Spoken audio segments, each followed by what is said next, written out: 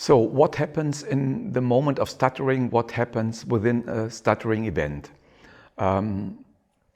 There were about 30 years ago, there were two American researchers, Marcel Wingate and Adelaide Weiner, who did research about the question, can we see when and how stuttering occurs?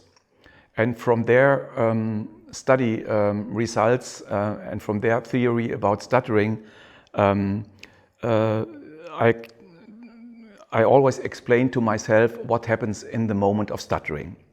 So what they said is that stuttering occurs always within a syllable. For example, if someone says, I like to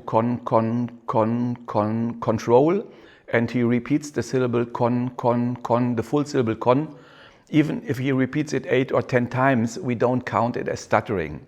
Stuttering, according to Wingate and Weiner, is always within a syllable, and it is regularly always on the vowel of the syllable.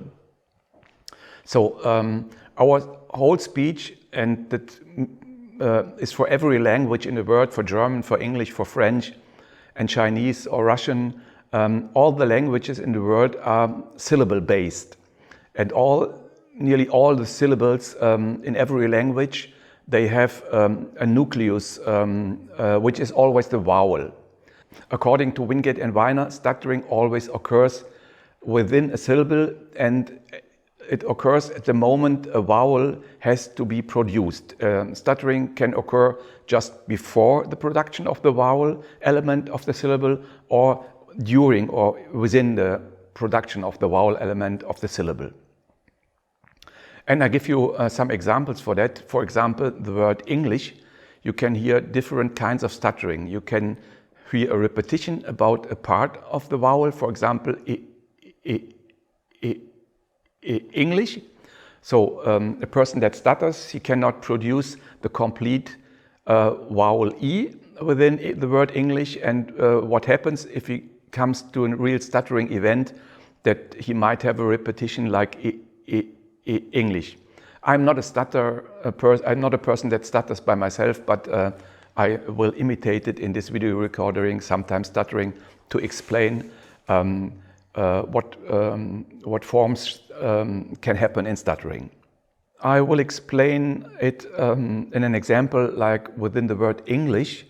A stuttering event in the word English could be a repetition like the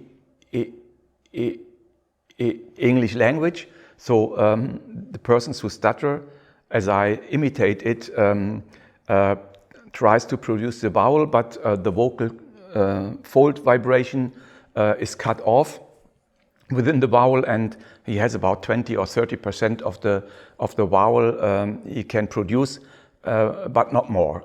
Never the full vowel is produced within a stuttering event. It could also be that a person that stutters has a silent block on the word English, for example, the English language, and then you will see that there is no vocal cord vibration in the moment someone wants to say the word English within stuttering. Sometimes you hear only a breathing sound like English. The vocal cords would not vibrate in that moment.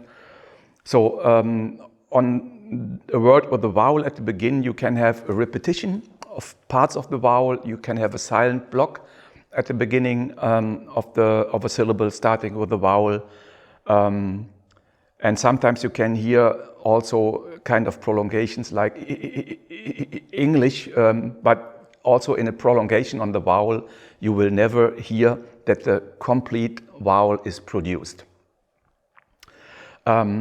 We have, of course, stuttering events on syllables that start with a consonant. I will give an example for the word not. A person that stutters could also repeat on the word not. He could, for example, say, it is not cold outside. So he repeats the consonant. The consonant is not a problem for stuttering but at the moment he goes from the consonant N to the vowel O, then the vocal cord vibration stops and he's stuck within a stuttering event. What you also can hear on a word like not is that the person who stutters can have a prolongation. For example, it is not being cold outside. The consonant N is